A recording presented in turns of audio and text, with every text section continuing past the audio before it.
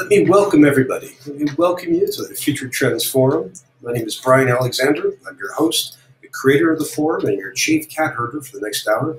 I'm really glad to see and hear soon all of you here today. I hope everything is well. We have a great guest today with a terrific topic. Before we do that, we'll have to introduce the forum so we can tell you where it came from, who supports it, how it works, and then we'll dive in. So let's see. Let's go with where the forum came from. So to begin with, the forum is the spin-off, the discussion-based spin-off of the Future Trends in Technology and Education report. If you haven't seen that, FTTE is a monthly trends analysis that takes a look at major trends shaping the future of education and technology from around the world. If you haven't had a chance to play with it yet, go to ftte.us. You can download some of the reports or sign up. Right now, tomorrow is a scheduled production date for the April report, which is now clocking at 22 meg. So if you're interested, please sign up. Or look at the hashtag ftte.us. Now, over the next slide, please, Dara. Now, that, in turn, is part of a broader project called the Future of Education Observatory. And so this is a multimedia, ongoing, interactive, social, web-based project to try and scope out the future of education technology. This includes a whole bunch of different projects. It includes the FTT report, it includes this forum right here. It also includes a blog, it includes a book club and a bookstore, along with more projects to come.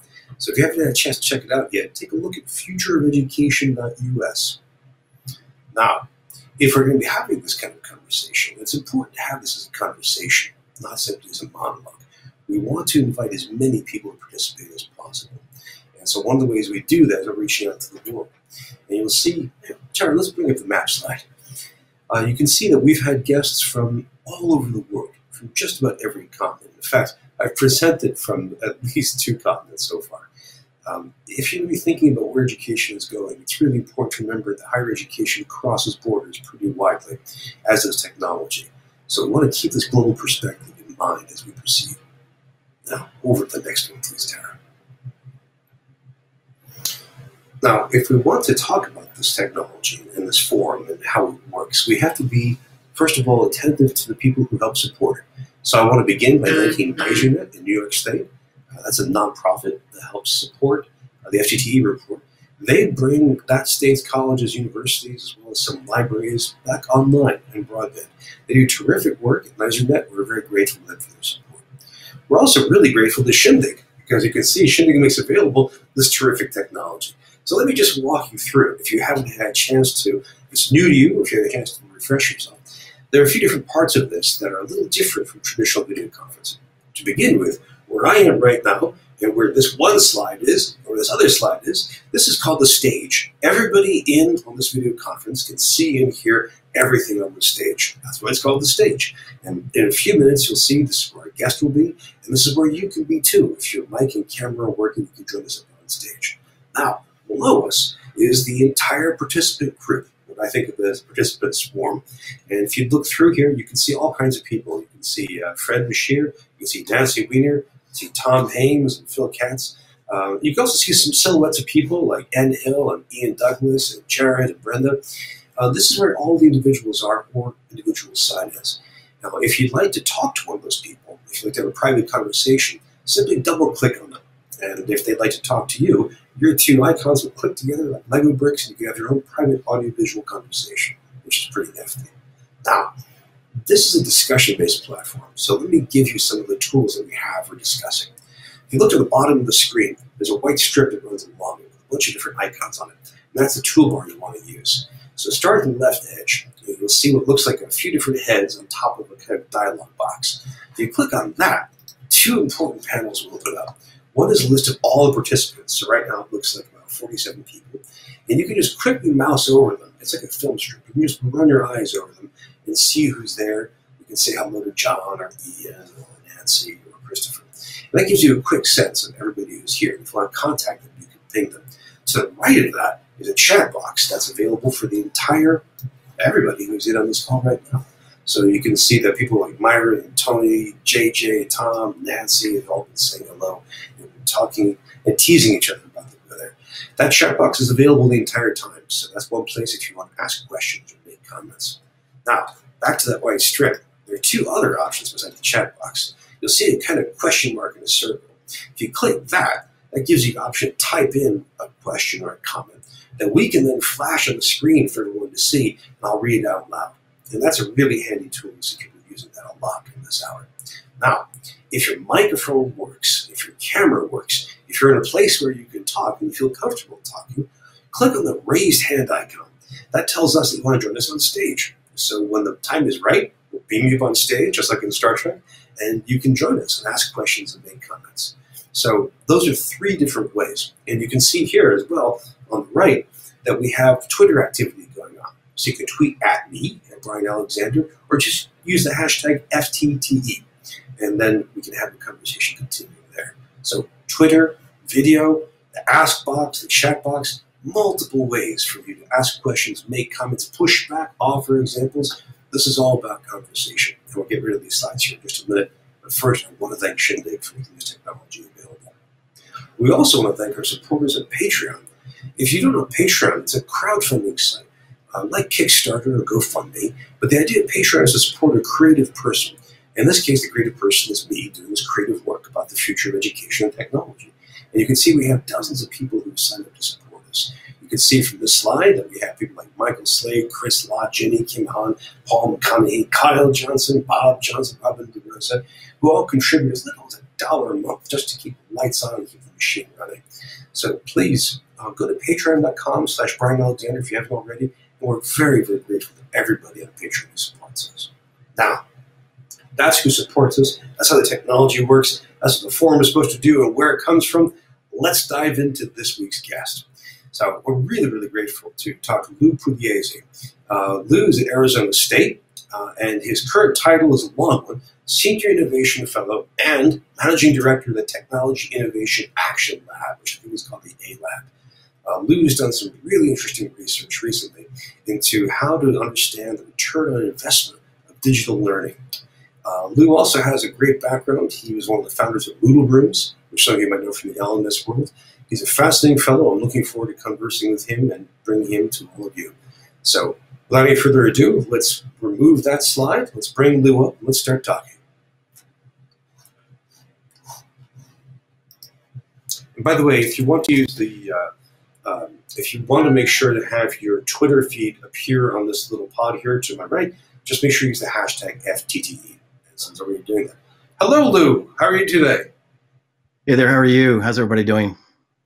Good, good. Well, we're actually freezing where we are here in Vermont. If you're in Arizona, you're probably enjoying nicer weather, is my guess. Indeed. All right, all right. We can make do with that. Lou, just to begin with, first, thank you for coming. I really appreciate you having the time to join us and talk with us today.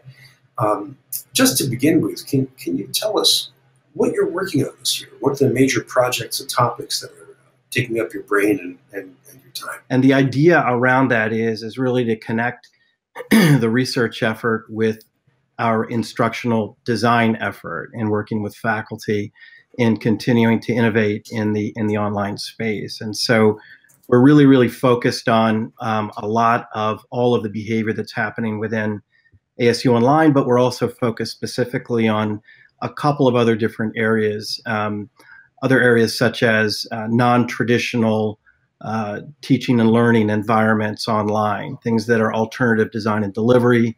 We're also looking specifically at the adaptive space and looking at the early days of the early science that's in the adaptive learning space, and looking specifically at what's working in certain subject areas across many different platforms. We have roughly about 50 or 60,000 students across 10 different subject areas. And so we've been working in that area as well. Well, that's an awful lot of work. And that's a very ambitious and very fruitful agenda. This connects with a whole series of themes that we've been talking about here at the forum over the past couple of years, including the question of data analytics as well as adaptive learning. I'd like to circle back on some of these in a few minutes. And friends, let me just remind everyone here that I have a battery of questions, but your questions are more interesting and more important. So please, as we go along, feel free to use those three mechanisms or the or Twitter as well to ask questions for Lou and I. So to begin with, it seems like your research in ROI comes under this header of analyzing data about students as they behave in complex environments. What have you learned about ROI, and how that plays out for digital learning?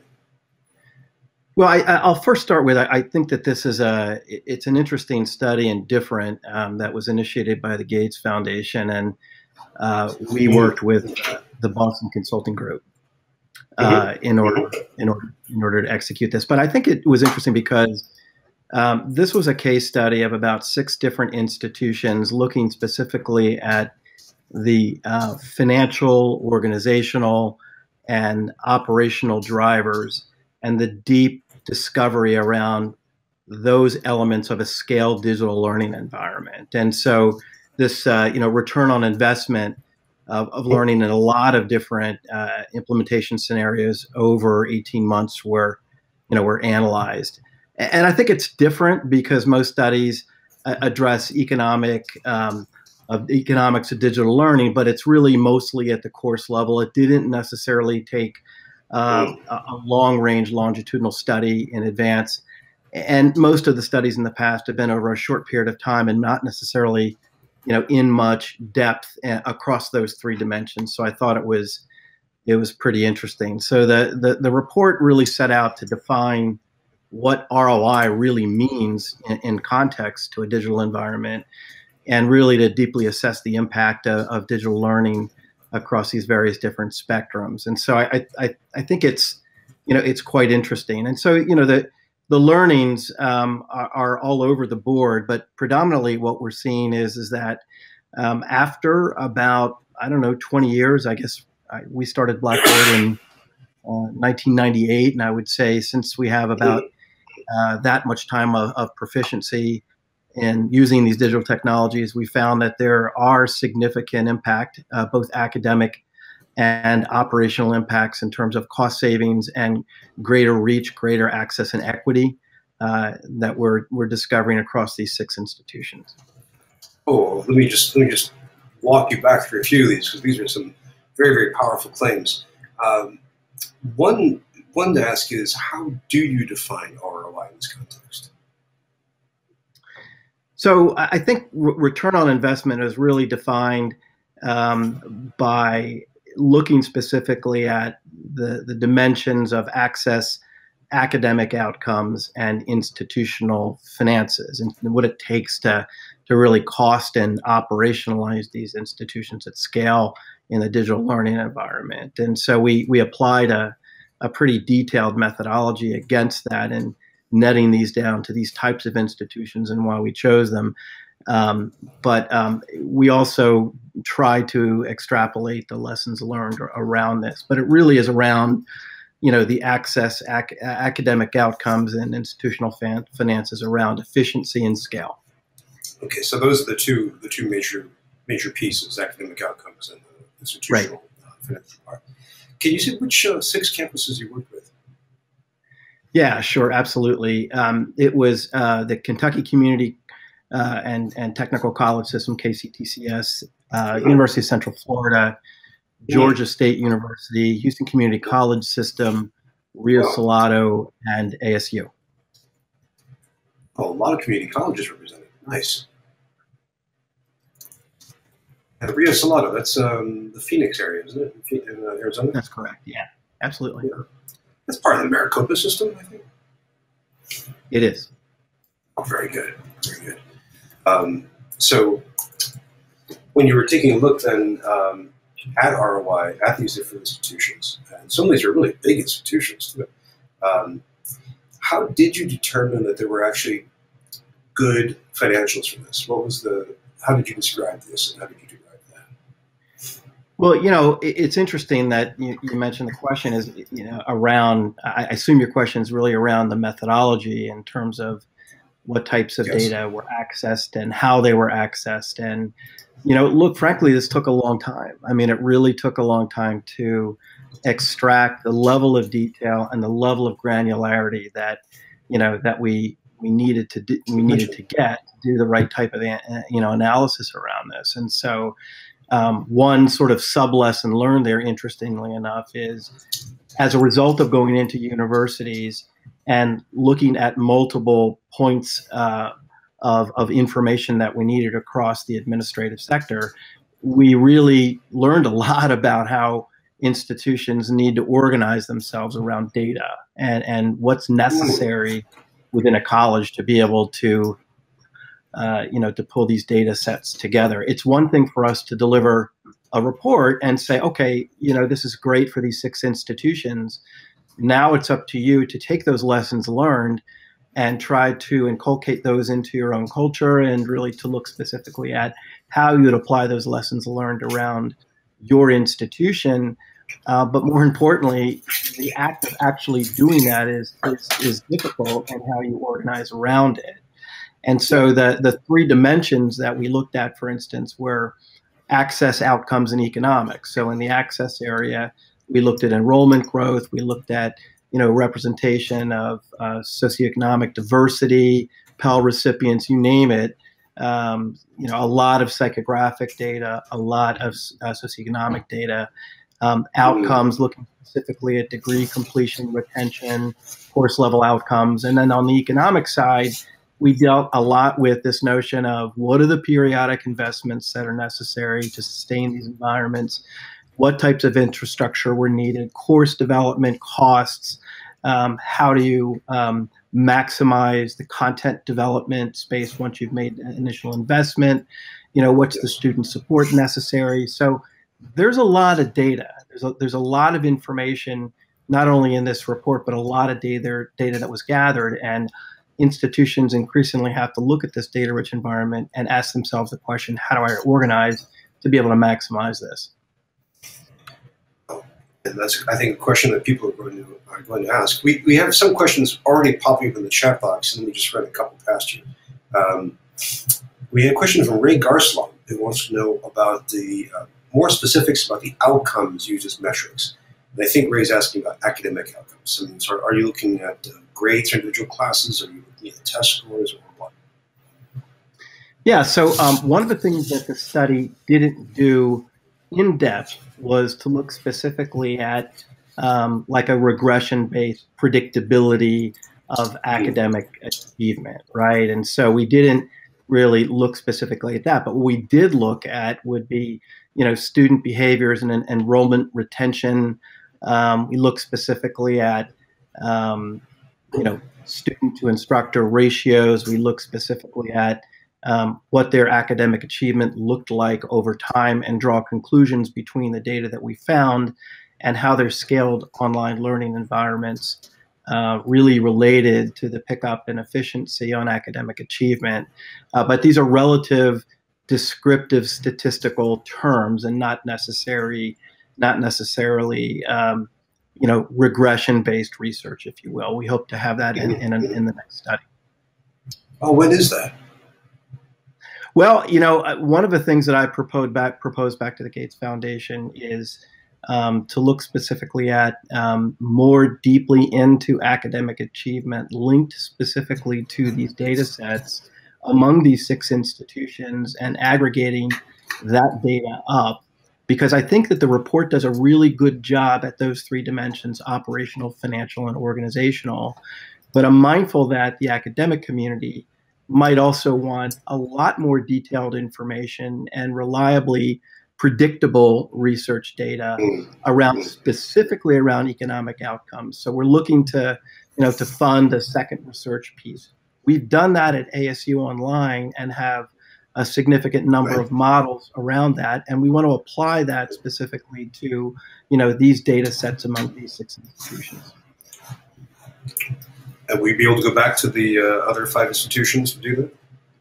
Yeah, there's been a lot of interest in doing that. In fact, Gates, in the initial conversation, said, well, maybe we should open it up to a larger number of institutions. And if we can do that, you might argue that we have probably the largest benchmarking study on online efficiency and online academic achievement that we've ever been able to achieve in the industry before. So, I'm really pushing hard to get this done. Well, that's terrific. Please, just looking ahead a bit, we'd love to follow up on the study as it comes. So maybe bring you back to discuss it when it's further down the road. We have another question that came in, and this is from Phil Katz, who wants to know about the distinction between for academic outcomes. I'm sorry, is there a different ROI for students or faculty? So, I mean, it seems like you're talking about most about student outcomes, right? Right. Well, there's student outcomes for sure in terms of some of the data sets. But what we tried to do was also map this against, the institutional perspective from access, outcomes, and economics in a lot of different data sets, but also from a student perspective, what implications does that have on tuition and fees and non-tuition expenses? And then there's also the academic statistical data that we can map against that as well. Okay, and that does bring us to another question, actually, which is, I'm going to paraphrase you, and please forgive me if I mischaracterize it.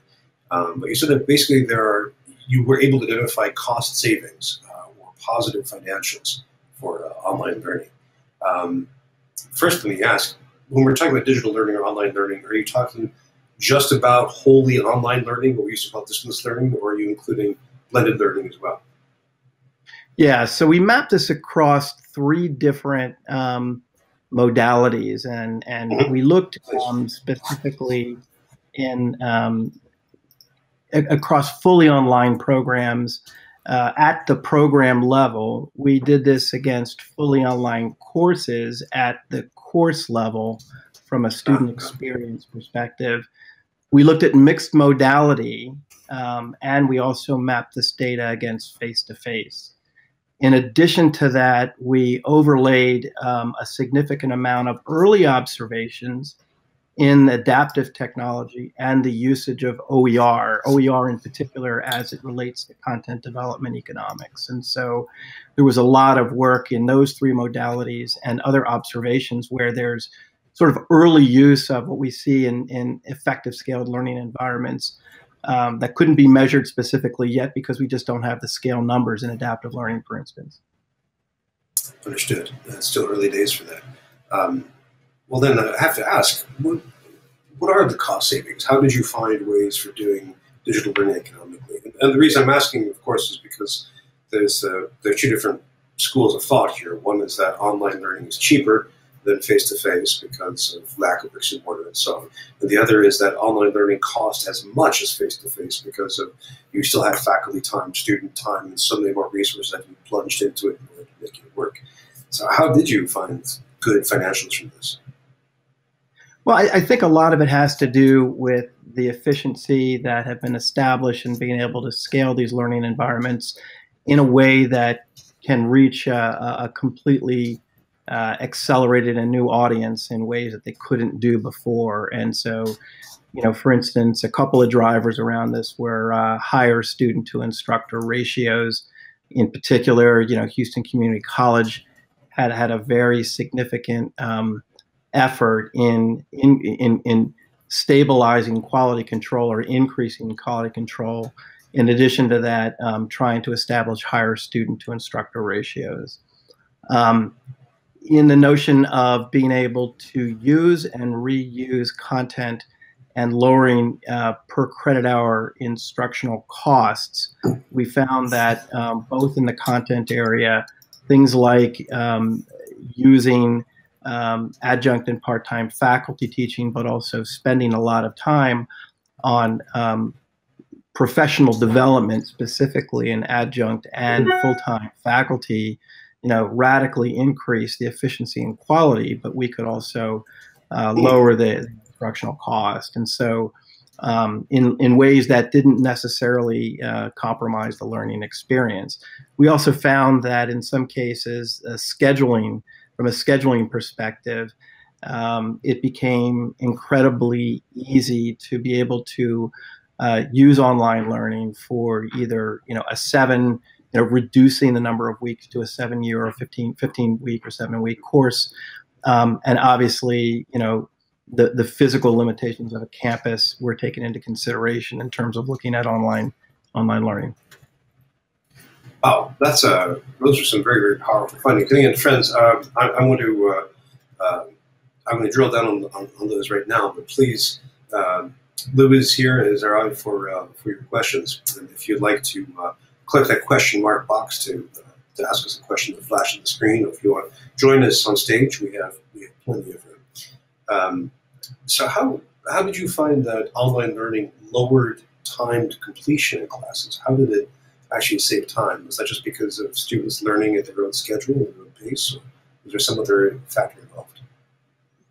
Well, we had the ability, obviously, to be able to track students' data and really understand the intervention processes. One of the things that we see in these scaled learning environments is the ability to do better cohort analysis and to really have a faculty who's very tuned in with the ebb and flow of progress online.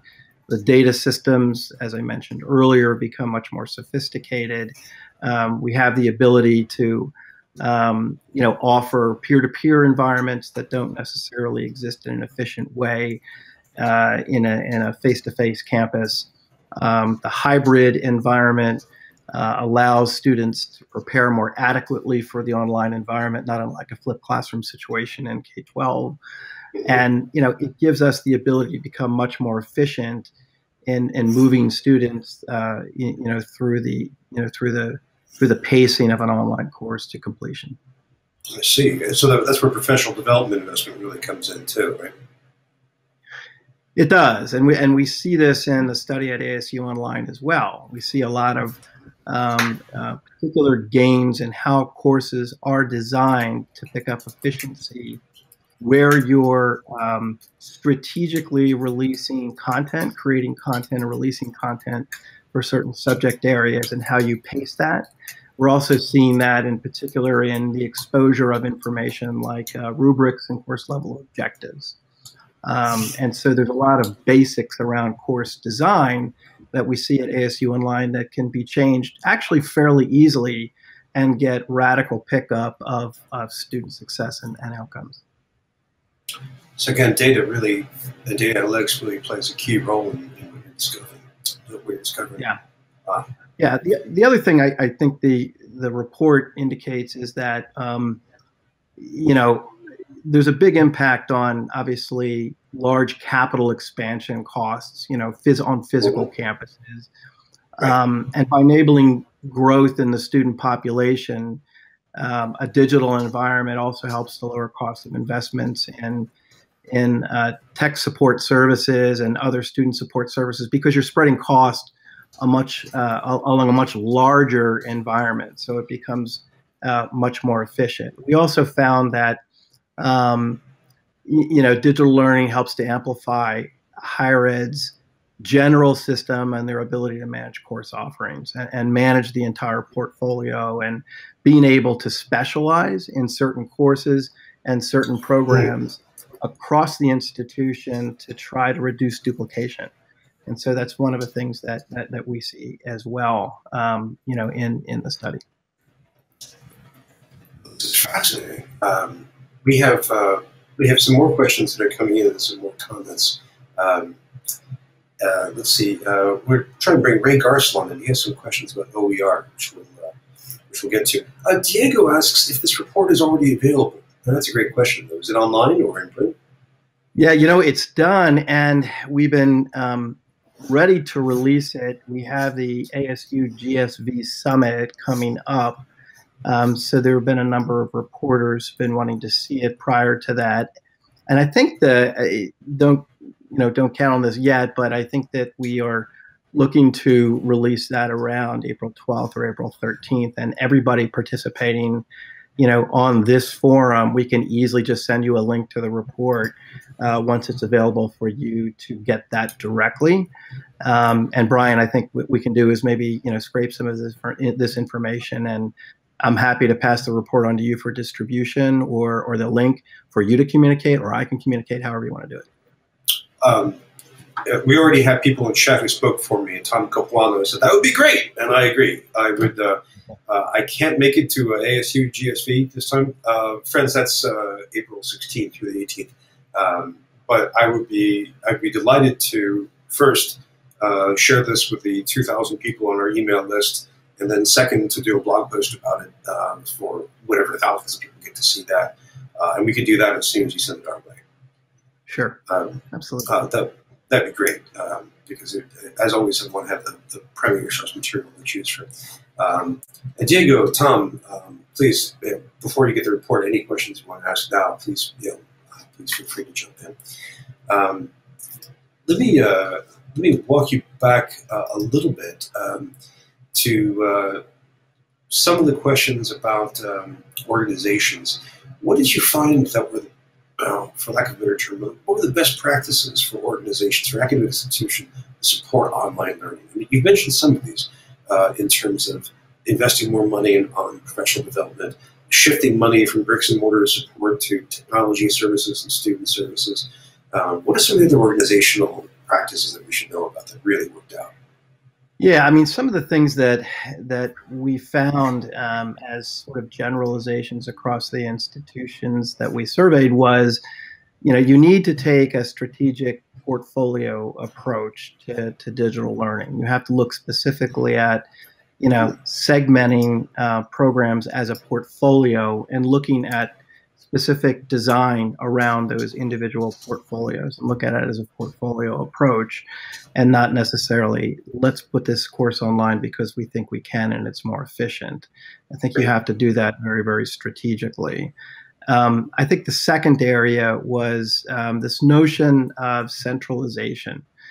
So at ASU, we've centralized this effort, and in fact, my research team, as I mentioned earlier, sits right next to the instructional design team, where we've centralized that. That instructional design team works directly with faculty. And so we have this kind of symbiotic relationship between the research that we do and then how that research is applied in the instructional design practice, right? But either way, centralization is kind of the key mantra here. And some institutions have moved to do that. Some are still in the process of doing that, but we saw that as a central theme. As it were. Yep, absolutely. Those are just a few. I think, engagement in faculty is really, really critical. I know that's very, very obvious, but it's not only the type of engagement in profession. It's not only just giving faculty professional development, but it's also engaging faculty. So one of the things, for instance, that we try to do with faculty is look at a design perspective and say, okay, yeah, we have a very constrained learning management system environment. It can only do so much. You have to adapt your teaching to the technology instead of the technology adapting to the teaching. That's the world that we live in. But there are certain ways we can deconstruct the LMS, and we can use different types of plugin applications to sort of craft an experience that isn't necessarily a one-size-fits-all. And those things are tough to conceive when you're sitting in a classroom trying to create effective teaching. Those are the things that are really good to know about, and especially what's really good to know about in terms of the professional development and engagement is the data. Is what do we do with the data, and how do we extrapolate the data into action, and how do we draw a straight line between what the data says on the course and how we create intervention in the classroom. And so those are the types of things that we're hearing that in a digital realm it allows us to do differently than we couldn't do before. It makes a big difference. Before I could follow up with that, let me welcome Ray. And Ray, where are you today? I'm in the Chicago area. Excellent. It's probably windy. That's my guess. It's not too windy. Well, welcome. How'd you get going? Well, thanks, Lou, and think this is a great topic. I'm sure. So I was brought up on the stage, I believe. From the beginning when Lou mentioned, looking at student access and faculty development. My question that I put in a text was there, what specific OER, if any, did you use? For example, OpenStack textbooks for more common courses, or technology tools that are open source.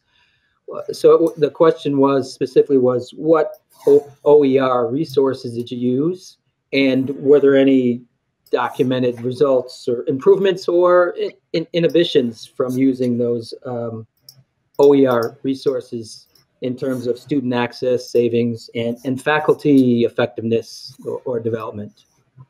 That's a great question.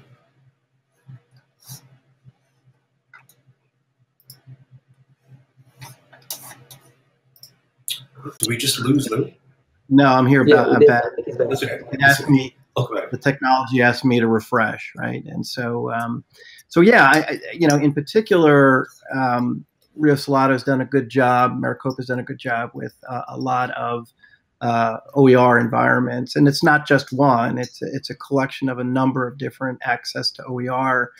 I think that the issue there is those OER systems that are effective have the ability or have the necessary onboard information that allows you to draw a direct connection between the course level objectives and the rubrics and what the content can offer. And OER is getting better, much better at indexing metadata around these types of metrics. And I think a lot of this was sort of trial by error, but the report does indicate 2 or 3 instances where certain types of OER were used to certain types of efficiencies in certain types of subject areas where it needs to be a content-rich environment and not necessarily from the faculty member and the faculty member's acceptance of third-party resources. I think the other thing that was interesting is this notion of third-party providers, fee-based third-party providers that are actually providing courses and course material. And we did some study around that as well and looked at the economics of that versus trying to create your own content. So the study has a few areas that I think that I would call your attention to that answers your question. Okay, yes, thank you. Thank you. Yep.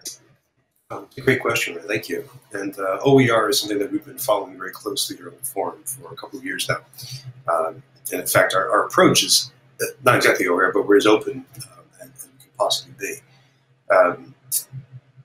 Along the lines, when you mentioned OER, you also were talking about non-traditional methods of teaching online. Can you dive into that a little bit? What are some of the non-traditional methods of teaching online? Yeah, so it sort of relates to some of the work that we're doing at ASU around specific programs like Global Freshman Academy. And, it kind of tracks the alternative credential space, although in this case for us, it's not an alternative credential. And what we're trying to do, and other institutions have been trying to do this within the study too, although it's not necessarily broken out in the study, but what we're trying to do is look at specific populations that are challenged populations, either because of geography, because of global access to U.S. education, because they are maybe having challenges in the earlier years of their college environment. And so what we've tried to do is to try to create sort of pathways or on-ramps to matriculating back into a university setting or easing the initial pain. And so what we've tried to do is to do some of these alternative programs. Some of them are actually fairly structured, non-instructor-led, instructor-led. It's a way for students to opt in to an environment free of charge, where at some point, if they want to, get a credential, they'll have to pay for it, not like any other credential environment. But in one particular case, for instance, in developmental math, we're using an adaptive backend, and we have the ability to really look at how we mix an adaptive backend with a human coaching environment, where you have sort of high touch around remediation, but doing so in a really efficient way where there's a lot of automation built in. And so these alternative designs around reaching this particular population, not the typical student that still has trouble in the first year, but generally gets through it. We're looking at a completely different segment of the population that, are targeted, pre-targeted, pre-post at risk, and developing these online experiences around that type of student. I'm curious. I mean, there's the famous Columbia Teachers College study, which looked at MOOC audiences and found that the people who were most likely to benefit from MOOCs were those who were, in many ways, already had some post-secondary education or professionals in related fields. And the populations that were the least likely to benefit were the ones that were, in some ways, having the hardest time. You're talking about reaching students that are facing challenges in different ways. How were you able to match, or how were you able to match them with proper online learning? Well, I think that, it is a question of design. I mean, it is a question of the experience that you're trying to provide them. And, many of these students obviously live in a digital world like everybody else in their peer group, but they don't necessarily have the mix of an online environment that presumably, depending upon how the content is presented, is less overwhelming or less intimidating in terms of how it's presented incrementally within an adaptive environment. The automated feedback that makes students comfortable with the type of automation that's necessary to move students through a pace, and then having a coaching environment to rely on someone where they just need to pick up the phone and talk to somebody, and I think that these are the types of things that if we can do this at scale, will make a huge difference. And so we're testing this, and we've done some significant research in my organization around these alternative environments, and we're seeing extremely positive results, not only from the perspective of their achievement within that particular design modality for their particular demographic, but also their pathway into a more formal undergraduate degree. We're seeing significant results from that. That's great to hear. I mean, it sounds like you've made some very powerful discoveries. We have a few more questions that just bubbled up. Tara, why don't you flash this one? This is from Jared. Please forgive me, Jared. Trishki, who asks, what did you find out about using third-party providers versus creating course content in-house? Good question. Yeah, it's a good question. I think what we learned was that a scaled digital learning environment, of course, from an economic perspective, allowed you to, control the economics better because you're applying content across a broader scope of students. We found that institutions who were using, these courses strategically, where institutions would have to add staff or would have add graduate assistants, as long as it was applied strategically, either in new program launch or programs that there wasn't necessarily the core expertise that was required, we found that there was a significant uptick in economics around these third-party providers. But it was done very, very strategically, and it was done in a very tactical negotiation way where the provider was more inclined to work with a better financial and economic element because they had a scaled digital learning environment. Which that suggests, again, the centralization being a key thing as well. Right, exactly. Yeah.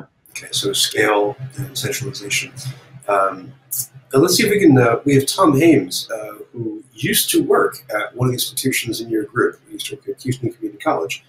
See if we can bring him up on stage. And that was a great question, Jared. Thank you. Let's see if we've got Todd. Greetings, sir. Good morning, or good afternoon, actually. Welcome. Actually, you know what? Is this? No, it's not morning in ASU anymore either, is it? No. So I wanted to ask a little bit about the format of the platforms that you're measuring, did you notice any difference from one platform of LMSs to another? I mean, was there any sort of significant change? Because, I mean, one of the things that I've always struggled with when it came to online learning and learning management systems is that we accept a level of constriction and stricture that we would never accept in an in-person classroom. And when the internet came upon us, we were said, "Oh, this is all free and open, and we can do anything and everything, and all these great things will happen." And instead, we end up with these really rigid straitjackets. Now, there's a lot of reasons for that. There are technical reasons, but there's also institutional reasons. And you sell faculty on an LMS in many cases by saying, "Oh, it'll be just like your regular classroom," which couldn't be. Right. And so it just doesn't work. It's a classic McLuhan-esque mistake when you do that.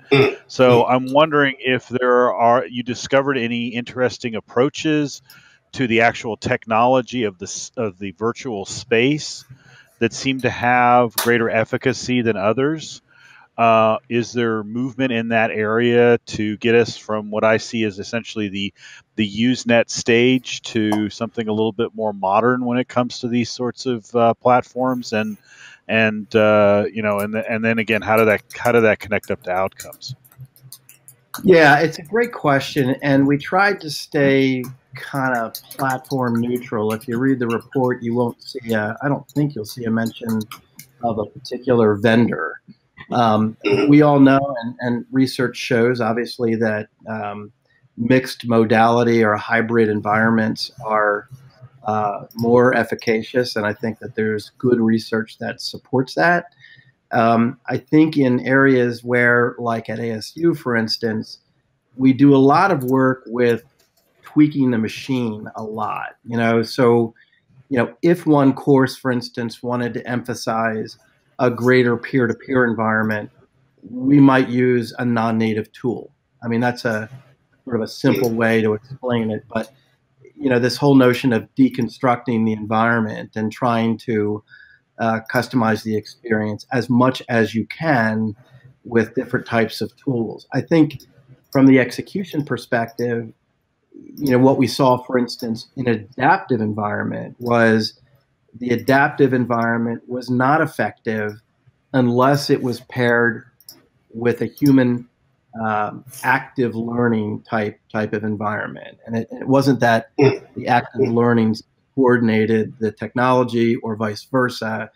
It's just that these environments worked best for that particular population, for that particular subject area in that modality. So that's as much as what I can say about the specific platform. I think the notion of the intricacies about how you use the platform, what types of information you expose, what types of content, what types of peer environments, what types of data you aggregate are very, very critical to success. Yeah, I recognize that there's often again, it's kind of a competition in a way, and of course between the pedagogy on the one side and the technology on the other. I mean, I do all sorts of outrageous and crazy things in the classroom that I just can't pull off online. And then there's the technical side of it, and what you say about adapting the platforms at ASU. A lot of institutions don't have that capability. You will use Moodle set up this way, and everybody has to do exactly the same sort of thing, whether you're teaching a biology class, a math class, or an English class. And again, that to me has always been one of the biggest frustrations. But you can't give people too many options either, because the faculty don't know how to go down those roads necessarily, and what that means, and making. I mean, there's a lot of disconnect that happens with online learning. Yeah, it's a balancing act. Thank you. I mean, when we developed Blackboard in the early 2000s, that platform and largely other platforms are still designed this way as transactional environments. They were designed for a particular type of student learner. And as an undergraduate student, 18 to 26, that's how we would design those systems at the time. Well, guess what? That's less than 15% of the entire marketplace today, and the demands on different types of learning environments and trying to get those to scale at scaled student outcomes is really challenging until the technology advances. Until the technology advances. That's a great question, Tom. Thank you. Thank friends, you. We're coming to the last few minutes here, so I want to make sure that you all have a chance to ask your questions and get them in through whichever venue is most comfortable for you. If you're new to this, you can see that bringing folks like Ray and Tom up on stage is really easy to do, even if they didn't have awesome beards.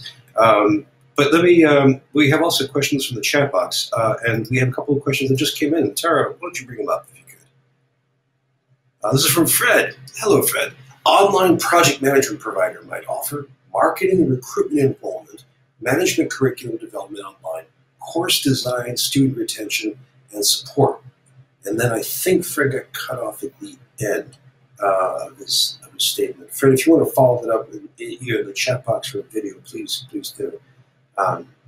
That's a good start of covering a lot of stuff. We have a question from JJ Johnson. So did your studies find any disparity on student success between content based in the LMS versus content based in the publisher system?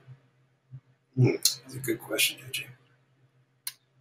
It did not. We didn't get to it's a great area of discovery that we should go back, and I think we may have some of the data, but as you state the question explicitly, we did not get into that level of granularity. I can go back and look at it.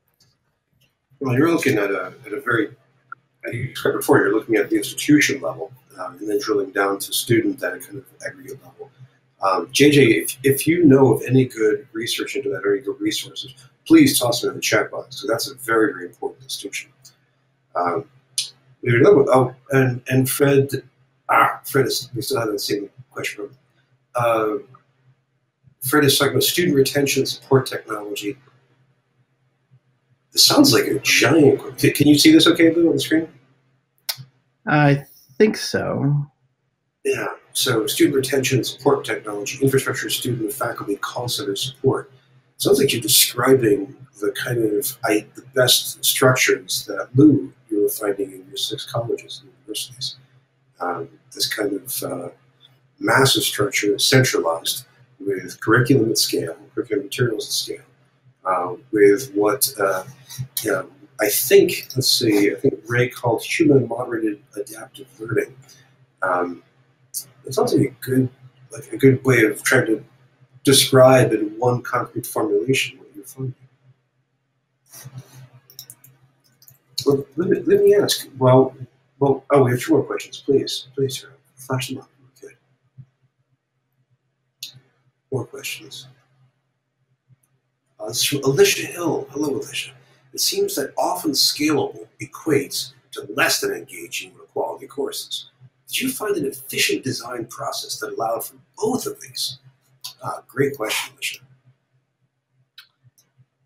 Yeah, it's so I think that there is a level of student support that's required along with this, and so when it comes to the level of engagement and balancing, I think what your question is, balancing engagement and scale is deeply, I think, rooted in, at least part of the study suggests that it's deeply rooted in 2 things. One is course design, and the second is investing in student support.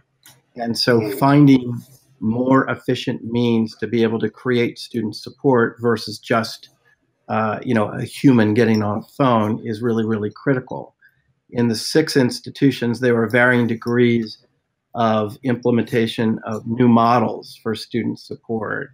So, for instance, at ASU, we've actually developed an underlying support mechanism. We call it Pitch, and it's really based on an open source chatbot that allows us to identify in a more intelligent way, not just somebody managing a chatbot, but managing the actual discourse that happens within a chatbot and managing the volume of input from a student's questions, understanding what the redundant questions are, and being able to answer them quickly, the more complex being routed to the right individuals for student support, trying to create a very efficient means for doing that.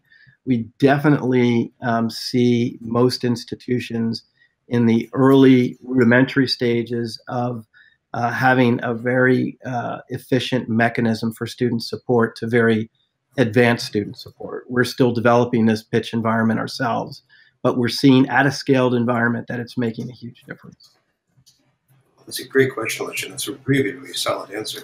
Getting a feeling of an emerging type of university surfacing from the research. We have one more question that came in. Tara, if you can flash that on the screen, what do we have? This is from Clark Sean Nelson. Hello, Clark. Based on the research, what stood out as the most important factor to affect ROI, either positively or negatively? Yeah, so I think it's a great question. I think it's the organization. It's the organization. And it's the design around it itself. So building capacity doesn't necessarily mean buying new stuff and hiring new people. I think it's a question of how these organizations, how these institutions have organized their internal structure to be able to enable a scaled environment. And I think the notion of obviously engaged faculty plays into that.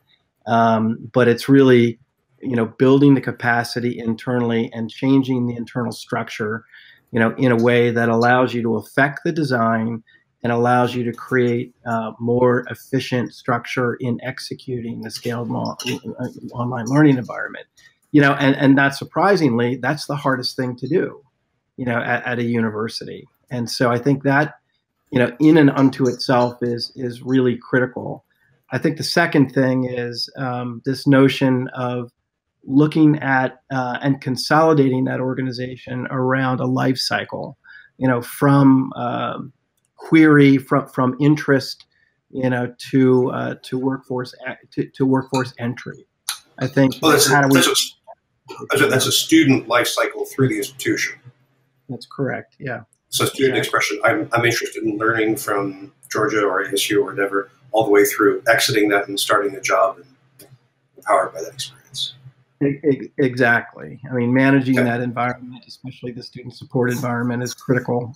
But it's largely how you organize and design the online learning environment for a differentiated population. We have time for one quick question. I think JJ wanted to come up. Let's see if we can get him on the screen before we run out of time. Always a dramatic moment. Hey, JJ. I think I'm here. I get if it's working. You are. Lou, thanks a lot for everything you're going on. You struck a chord with me when you talked about the online student support. What I'm seeing, and I'm hoping your research will help substantiate, is that there is a disparity, and I love to use that word disparity because it means it's not equal. The equity is not there for on-ground student support through advising and all the other support services that are available at an institution, and those same types of services for our online students. Our students are taking online courses. Has your research or your group been able to come up with any wonderful cure-alls that will help us find a magic bullet to make everything better for everybody else, or is this systematic? Well, I think a lot more universities, and it sounds like it's gonna load cost here, but I think a lot more universities are looking to bring a more dedicated student support environment online in-house, and I think that what they're doing is using very simple technologies, in some cases open source technologies. Something might even look like an open source Slack, for instance, that allows the student support analyst or coach or whatever have you be able to understand levels of urgency and levels of of support that are required at different levels of complexity. And again, the data environment allows us to be able to do that, to create an efficient environment. If I'm a coach, every ASU Online student, for instance, gets a coach. But if I'm a coach, I can see a data stream and I can see various different utilities that allow me to determine do I really need to deal with today? And then secondarily, how to network students who have the same like issues, where you can, do solve one problem for many. And so I think the technology that we're experimenting with allows us to do that. Great, JJ, thank you. that's great question. I hate to wrap this up, but we are past the hour, and the witching hour has come, and I need to conclude. Lou, it sounds like what you've described in your report is both very, very practical in terms of advice for all of us trying to understand and implement online learning, but also that you're sketching out what seems to be perhaps an emerging university of the future, one at scale, with centralization, dedicated to professional development and student success. We're out of time, but I want to thank you so much for coming and sharing this research before it's published. And I look forward to sharing it when you can share it. Absolutely. You're certainly welcome, and I appreciate everybody coming here and asking a lot of great questions. Thank you so much. Thank you so much. We'll follow up. And friends, we have to just to say a couple of words about the next couple of weeks, so it'll be very, very quick. And while we bring these up, let me thank you all for terrific questions. You really, really worked through this research in a very, very powerful way. Next week, we have a return guest, one of our favorites. We have Phil Hill. We'll be talking about the learning management system, which we've been talking about a little bit today, about what's next with that, what's the state of play on that, and where it's going to be going. Phil was a fantastic guest. He's one of the world's experts in this field, and I'm really looking forward to it. And also, coming up next week, we are starting our next book club reading. This is Cory Doctorow's novel, Walk Away. This is a near-future science fiction attempt to imagine our society under the impact of technological change. So this is another time when we read science fiction to try and think about the future of education and technology. And also just down the road in May, we'll have Cory as a guest in the Future Transform. So grab your copy of Walk Away and get reading. Now, if you'd like to grab a copy, a good way is to go through our bookstore, which has copies there. You can buy it. Or go to your local library. Or if you already have it, start reading. Now, if you want to keep having this conversation going, thinking about the future of universities and colleges, there are all kinds of ways of social media, through Twitter. There's me, there's our hashtag. You can also follow Shindig on all these different forums. Let me thank you all once again for your terrific questions, for your thoughtful attention. We can't do this whole Future Transform without you. Thank you so much, and we'll see you next week. Bye-bye.